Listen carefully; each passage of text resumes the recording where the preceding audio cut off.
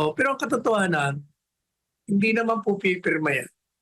Hindi pipirma yan kung walang ano, konsiderasyon. Kung ano man yung konsiderasyon, hindi natin alam. Ano kaya ang konsiderasyon na yan, Attorney Sal? Eh, definitely, Hana, makakabuti sa kanila yon.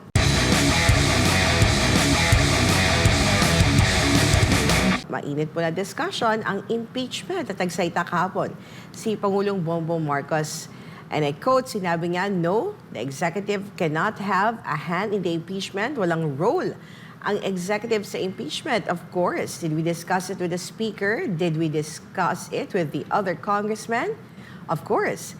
And that, tinatanong anong plano ninyo? Ano ba talaga gusto niyong gawin? At nandito na ito. Hindi na namin maiwasan. Well, you give me too much credit, but again, what the House has done is clearly within. It's clearly the mandate that they have been. The constitutional mandate that they have to proceed with the impeachment complaints. So that's why I don't think they're just following the procedure and ang punot dulo nito ay na-transmit nila ang impeachment complaint sa upper house. End of quote. So yan po ang naging pahayag ni Pangulong Bongbong Marcos nang tanungin siya ng Malacanang press corps kung may hand nga ba ang ehekutibo no, sa impeachment complaint laban kay VP Sara. What's your take doon sa naging pahayag ni Pangulong Bongbong Marcos, Attorney Sal? Naaawa ko sa kanya. Bakit? Kasi nagkakabuhol-buhol ang mga paliwanag niya, nagko-contradict sa unang pahayag, pangalawang pahayag, tatlong pahayag, pang-apat na pahayag. Alam po ninyo, yung sinasabi niyang walang pakialam o hindi makikialam mga executive sa legislative sa impeachment. Well, kung titingnan mo sa ligang batas, talagang dapat wala. Kasi may kanya-kanya silang kapangyarihan.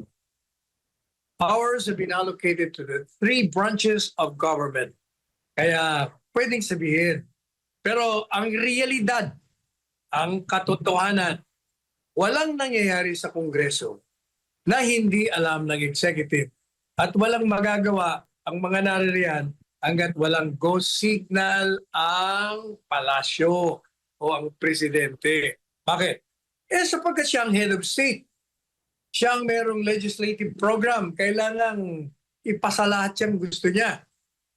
At saka, yung mga nandyan, puro nga kaalyado niya. Kaya yung kasaysayan po natin, lahat ng mga presidente talagang nakikialam dyan sa Kongreso. Maliban na lang, maliban si Presidente Duterte, talagang consistent siya doon. Hindi siya nakialam. Hindi niya alam na magpapalit na ng speaker. Nung pagdating niya yung State of the Nation, nagulantang na lang siya bago na ang speaker. Okay, that's number one. Number two, pero teka, baka mauuna na tayo. Meron pa yata ibang topic tungkol sa kanyang anak, tungkol sa kanyang mga dating yun. Basta yan muna. Ang katotohanan nun yan, talagang hindi maaaring gumalaw ang Kongreso nang hindi nalalamang ng Presidente. Anong preba ko pa ho dyan? Ano? Tingnan nyo. Inamin niya, just binasa mo kanina. Now, of course, we talk about it. Oh, you talk about it. Of course, I asked him, ano pa plano nyo? Exactly. Ibig sabihin, talagang meron kang alam, Mr. President. Interesado ka. Hindi ba? Yun lang yung mga ganun mga tanong kahit na hindi mo sabihin alam na kagad ng taong bayan na meron kang alam. Meron naman pala siyang alam, pat nagmamaang-maangan siya. Yun nga ang problema. Yun Kaya ang problema. Because yung mga advisor niya, hindi talaga marunong. Talagang inuhulog siya sa bangin. Wala silang pakialam. Magmukha siyang tanks o magmukha siyang bobs. Hindi bali na. Yan ang problema niya sa mga tagapayo niya. Nasisira talaga siya. Hanggang ngayon, di siya nakikinig sa'yo. Napalitan yung mga advisors niya. Kaya mo siya. It's his own loss. Attorney Sal, ito naman yung naging pahayag ni Pangulong Bongbong Marcos na tanungin siya ng Malacanang press corps kung kasi una kasi nagpirma doon yung kanyang anak, di ba, sa impeachment complaint. So ito yung sagot niya. Of course, he did. And I said, it's very simple. What I told him, and he said, you know, mukhang nagpipirmahan na. What's your opinion? What I should do? What should I do? And I told him, I said, the process has begun. So sabi ko, nandyan na tayo. Sabi ko kay Kong Sando, sabi ko sa kanya, the process has already begun, so it's your duty now to support that process. So do your duty. That's what I told him. Do your duty. You have to support the process. You are constitutionally mandated to carry out that process. And you're a congressman, so do your duty. That's what I told him. I didn't know that he'll be the first to sign though. So, as a father, sinabi niya na, do your mandate. Ang sinasabi niya, pumirma siya. Ganito yan, ha? Right. Palagi nagmumula sa bibig talaga. Ang isda pag nahuhuli sa sariling bibig. Sabi niya, nagkonsulta sa kanya. Ha? At natural lang magkonsulta ang isang anak sa ama. At natural din na magkonsulta ang isang kongresista sa presidente. Sapagkat gaya ng sinabi natin, walang gagawin ng kongreso, mga miyembro niyan, hanggang di nalalaman ng presidente. Okay. So ang tanong sa kanya, anong masasabi niya dun sa naunang pumirma? Kaya ako tinanong ng mga reporters yan. Kasi nga, mulat sa poll, ang naging posisyon niya sa impeachment ay ayaw niya. Ayaw niya sa impeachment at tama naman siya. Sapagkat sa ngayon sa kanya, magulo yan. Maghahati-hati, it's a divisive process. It will create more division. Pangalawa, sabi niya, hindi kayo makakapokus sa legislative agenda ninyo kasi matatali kayo sa impeachment process. Okay. Pangatlo, eleksyon na. Lalong hindi kayo magkakaroon ng panahon yan. Yan o kasi ang initial na position niya. With Sandro, the son, congressman, signing at nauna pa, di syempre magkakaroon ngayon ng pagdududa ang tao. Teka muna, akala ko ba ikaw kontra dyan? Ba't yung anak mo nangunguna pa? Tapos sasabihin mo sa amin na wala kang kinalaman at hindi ka makikialam. Okay. Ano bang tanong ni Sandro? Tingnan nyo ang tanong ni Sandro, sang-ayon kay Presidente. What shall I do? Hindi ba? Anong gagawin ko, Dad? Anong gagawin ko? Ang sagot niya, nasimulan na yan, sundin mo ang proseso sapagkat yan ay tungkulin mo. Ano ho ba ang tungkulin? Ang tanong mo ni Kong Sandro, anong gagawin ko? Ang ibig ko sabihin ng tanong na yan, anong iboboto ko? Pabor ba sa impeachment o hindi pabor? Kasi ang position mo, kontra ka sa impeachment ang sagot ng tatay, gawin mo ang tungkulin mo. Suportahan mo ang proseso. Tama ho yung suportahan mo ang proseso, pero hindi yun ang sagot sa katanungan ni Sandro. Kasi si Sandro bilang congressman, alam niya na ho yan na sa saligang batas, ang mga miyembro ng Kongreso ay dapat mag-participate kasi nga duty nila yan dahil yan ay proseso. But, ito yung partisipasyon can mean either one, you abstain, because when you abstain, you're also participating. You're saying na ayaw kong bumoto dyan for the following reasons. Number two, you can vote yes to the impeachment. Bumoto ako ng impeachment kasi naniniwala ako, may probable cause yan, naniniwala akong guilty yan. Number three, participation din yan. Bumoto ako ng hindi kasi hindi ako naniniwala.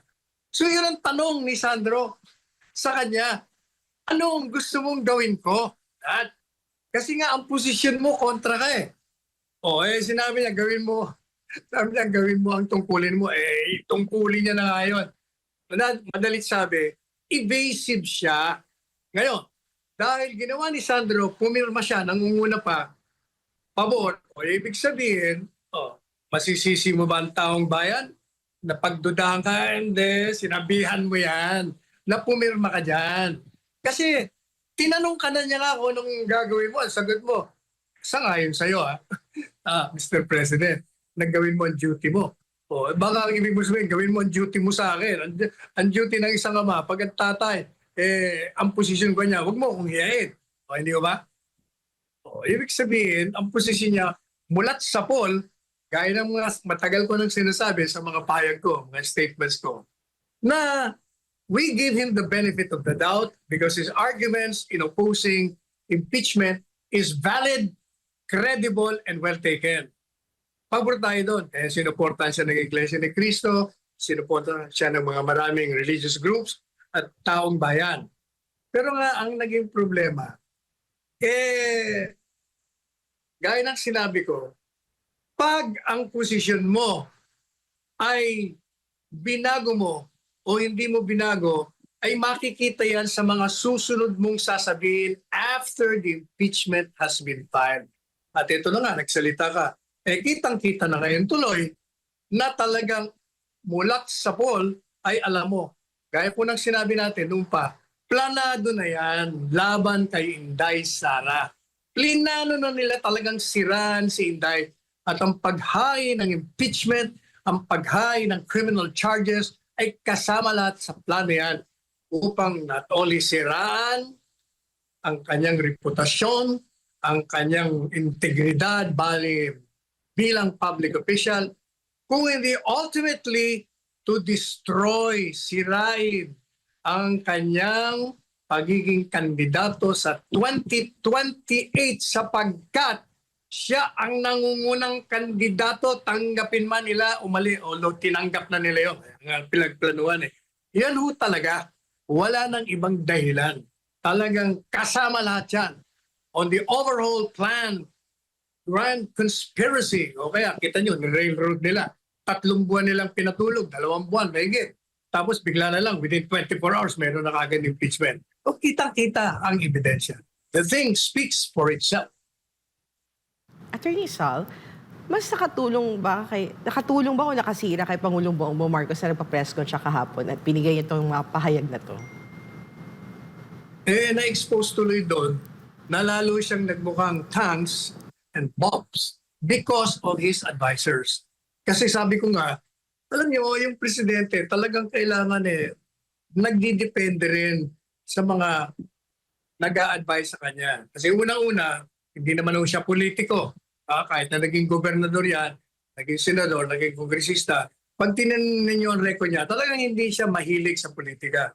Kasi nga, pinanganak siya with a silver spoon, silver spoon, golden spoon pa gusto lang niya masaya, walang problema, walang stress. Kaya lalo pa nung naging presidente, kailangan niya talaga ng magagaling na advisor. Hindi naman palagi siyang nanonood ng news o nagbabasa ng dyaryo. Kailangan, si Presidente Duterte po nung panahon, palaging may briefer, everyday may briefer yan. At binabasa niya isa-isa para alam niya ang nangyayari. But si Presidente, habang sabi niya nagbabasa siya, hindi mo maasahan ang basahin lahat yan. Kasi nandun yung kanyang attitude. Hindi siya mahilig talaga. But sapagkat nandiyan na siya bilang Presidente, dapat gawin niya ang trabaho niya. And that will come the alter egos and the advisors of the President to advise him correctly, properly, intelligently. Ang problema yung mga advice sa kanya, palpak. Gaya tingnan nyo yung kaso doon sa Maguindanao del Norte. Ayon sa batas, dapat ang gobernador ng Maguindanao del Norte ay yung vice-gobernador na nanalo sa halalan. Pero in-advise niya, hindi, pwede ka sir. Nag-appoint siya ng ibang tao kaya nakarating sa Korte Suprema. Pero doon naman sa lakay sa KOJC, lahat ng mundo nakita na armado. Nung tinanong siya, hindi, wala namang armado. Yun doon lang makikita nyo. Yung pangatlo, yung pinakamatindi. Sinabihan na nga siya, kasi initially, pwedeng sabihin na hindi niya alam. Kaya wala akong pinirmahan na blanco sa enroll bill. Ay talaga namang walang blanco sa enroll bill kasi puno na yan. Sinabihan na siya, alam na pinag-uusapan ng lahat, I'm sure na advisor. Pero pinagpilitan pa rin na walang blanco. Kaya sabi ko sa article ko, di ba, Mr. President, you are reading the wrong document. It's the bicameral committee report. Ang binangkuhan para nga yung mga pera nakalaan sa mga high priority projects ay inilipat doon sa mga public works project na malalapit doon sa mga kongresista para magkaroon sila ng ayuda na magagamit sa halalan. Yan ang nangyari dyan. Kaya nga unconstitutional sapagkat 2 o 3 o 4 na tao lamang ang pumuno o nagbigay ng pinal na draft kay Presidente Marcos Sr. para pirman at hindi yung buong kapulungan na silang lahat nagdebate, pinusisi nila, pinag-awayan nila, pinagkasunduan nila. Hindi po nangyari yun. O yan, advice din yan. O eto na naman, may panibago na namang advice. Ha? Dapat dyan, kailangan pag-aralan ninyo kasi nagiging kawawa itong presidente natin eh. Kung baga, ginagawa niya namang gago eh. Hindi namang gago ito. May pinag-aralan to. Mahusay ito. Makikita mo naman. Sa on his own, kung gagamitin niya lang ang sarili niya, magaling ang tatay. Magaling ang Presidente Marcos Sr. Magaling si Imelda Marcos. Maaari bang maging bobs yan? Hindi. Kaya lang, dahil nga relying sa mga alter egos niya, cabinet members niya, mga advisor niya, natural. Pag mali ang advice, bulilyaso. Kawawa naman. Attorney Sal, do you think na papayag si President Bongbong Marcos na magtawag ng special session sa Senado para dito i-open yung trial sa impeachment kay VP Tinagot niya. Sara? Tinagot na ni Presidente Marcos Jr. sa conference. Sabi niya, pag tinawagan ako ng Senate President na tumawag ng special session, gagawin ko. Pero pag hindi niya ako tinawagan na tumawag ng special session, ba't ko naman gagawin? O yan ang sagot niya. Dun sa mga paliwanag na alam mo, kasi after na-expose sa publiko, Attorney Sal, yung mga names ng mga mambabatas na lumagda, I'm not sure kung in-expect nila yon. I think hindi nila in-expect na ma-expose yung pangalan, signature ng 215 lawmakers na pumirma. And some congressman, nag-release sila ng kanilang mga statement explaining bakit nila nilagdaan because it's their duty. Tapos may iba din naman nagsabi na they need to, napilitan sila because mahirap daw kalaban ng administrasyon. And then, this was after Attorney Sal, yung nagkaroon ng mga violent reaction yung mga kababayan natin. To the point, nakikita ko sa social media, yung mga local posters ng mga congressman sa lugar nila, pinagtatanggal nila, Attorney Sal, pinagsisira nila. Doon sa mga lugar nila, ha? Not one, ilang congressman din yun. And then marami din nagsalita on social media questioning na yung mga dating kaibigan, nagpapapicture, kinampanya ni VP Sara nung nakaraang eleksyon, sila pa yung nandoon sa impeachment complaint. What's your take on that, Attorney Sal? Kasi guilty. Guilty conscience eh. Gusto nila magpaliwanag. Masyado namang klarong-klaro. Kaya, di ba, may lumabas na isang Facebook account ang kongresista. Of course, tinanggi niya. At pinapaliwanag niya ron. At tapos mayroon pang nakalagay na, darating na ayuda, ganitong amount sa ganito, ganyan-ganyan. Ako, biglang tinanggi niya kasi umani na ng umani ng kritisismo, bashing na ang nangyari.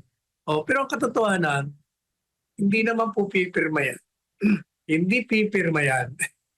Kung walang konsiderasyon. Kung ano man yung konsiderasyon, hindi natin alam. Ano kaya ang konsiderasyon na yan, Attorney Sal? Definitely, Hana, makakabuti sa kanila yun.